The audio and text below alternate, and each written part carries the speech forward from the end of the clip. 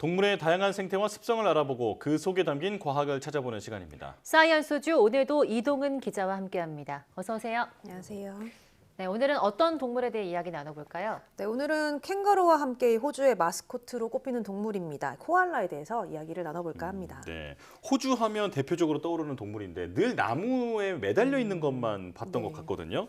자, 근데 그 나무가 유칼립투스라는 나무라고요. 네, 맞습니다. 이 코알라의 주식이 유칼립투스인 것은 많이들 아실 텐데요. 특히 코알라는 그 중에서도 유칼립투스의 잎만 골라서 먹는다고 합니다.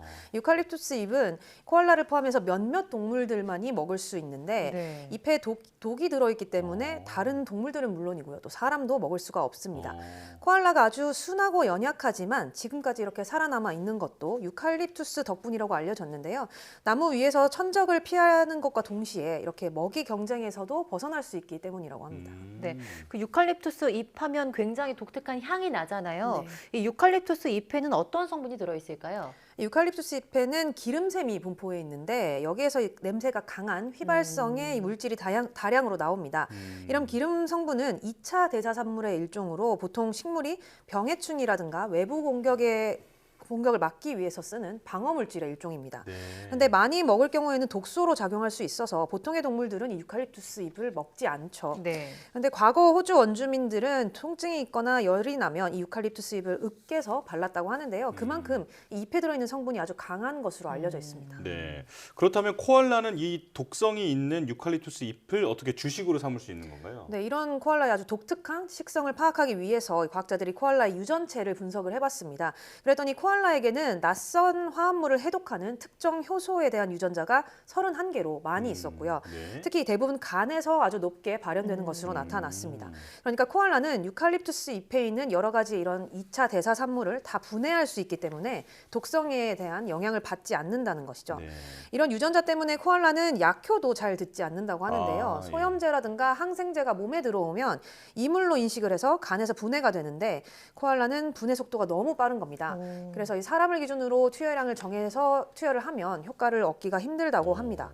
또 이 코알라는 유칼립투스 잎을 먹기에 좋은 후각 유전자도 가지고 있는데요. 이 휘발성이 낮은 아주 특정 화학물의 냄새를 감지할 수 있는 유전자가 6개 정도로 다른 동물들보다 많다고 합니다. 그래서 유칼립투스 잎을 먹기 전에 특유의 냄새 분자를 감지할 수 있기 때문에 먼저 코에다 갖다 대고 이 잎의 상태가 어떤지, 이 잎을 먹을 것인지 말 것인지를 결정을 한다고 합니다. 네, 정말 이 유칼립투스 잎을 먹는데 코알라가 최적화된 동물이지 않나 싶은데요.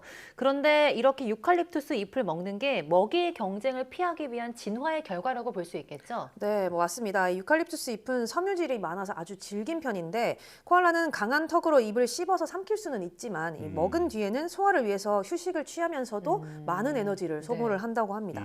그런데 그래서 이 코알라는 소화기관이 아주 발달을 했지만 그에 반해서 두뇌를 줄이는 방향으로 이렇게 진화를 했다 이런 주장도 있습니다. 실제로 이 코알라의 뇌 무게가 19g 정도밖에 안 된다고 하는데요.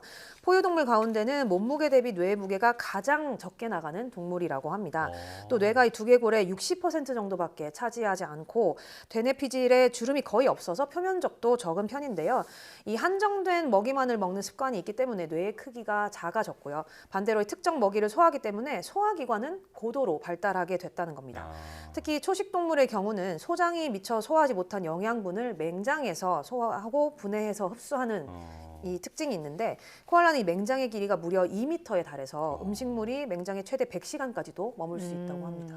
그렇군요.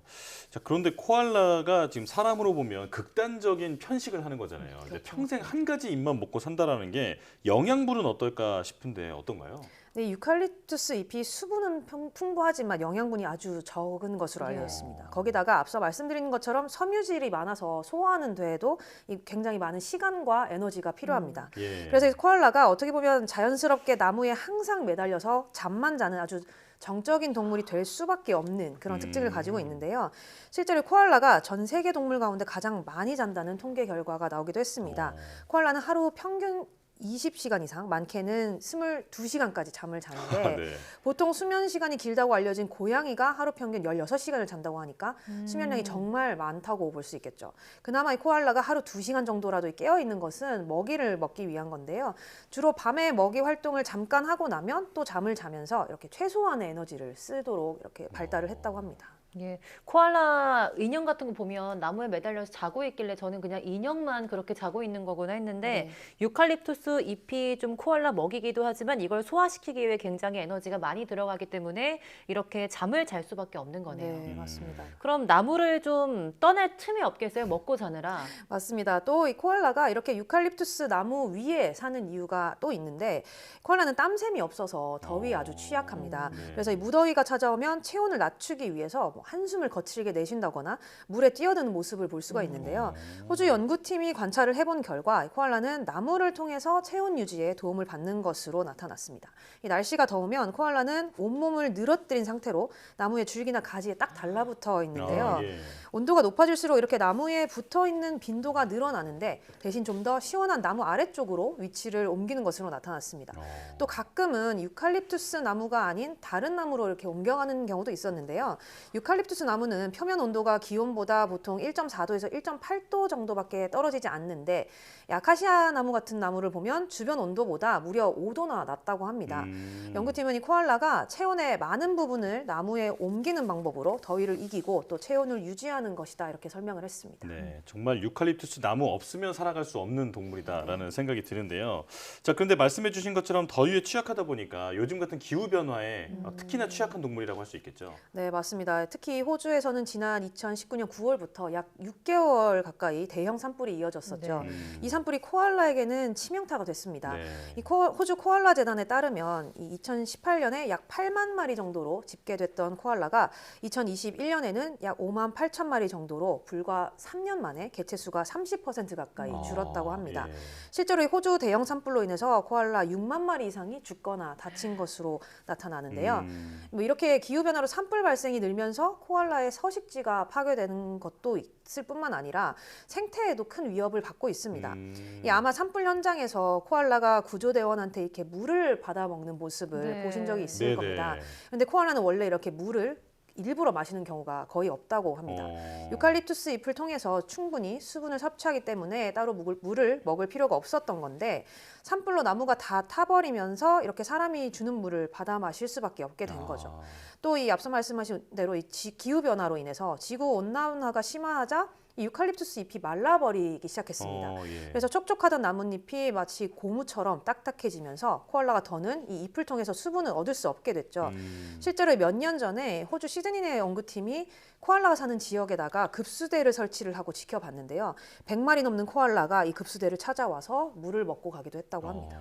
네, 지금 영상 계속 나갔는데 코알라가 또 산불로 인해서 굉장히 고통받는 모습을 보니까 마음이 아픈데요. 네. 뭐 그냥 귀여운 외모를 가진 동물이라고만 생각을 했는데 사람에 의해서 좀 생태를 위협받고 있는 것 같습니다. 네, 맞습니다. 그래서 지난해에 호주 정부는 결국 이 코알라를 멸종 위기종으로 분류를 했습니다. 지난 20년 동안 호주에 서식하는 코알라 수가 거의 절반 가까이 줄어들었기 때문인데요. 이대로라면 코알라가 2050년에는 멸종할 수 있다 이렇게 본 겁니다. 호주 정부는 이 코알라를 보호하기 위해서 전례 없는 조치를 취하고 있다 이렇게 밝혔고요. 서식지 보호에 전력을 다하겠다고 강조했습니다. 네, 늘 행복해 보이기만 하던 코알라한테 이런 시련이 있는지 몰랐습니다. 더 관심을 가져야겠습니다. 이동훈 기자와 함께했습니다. 고맙습니다.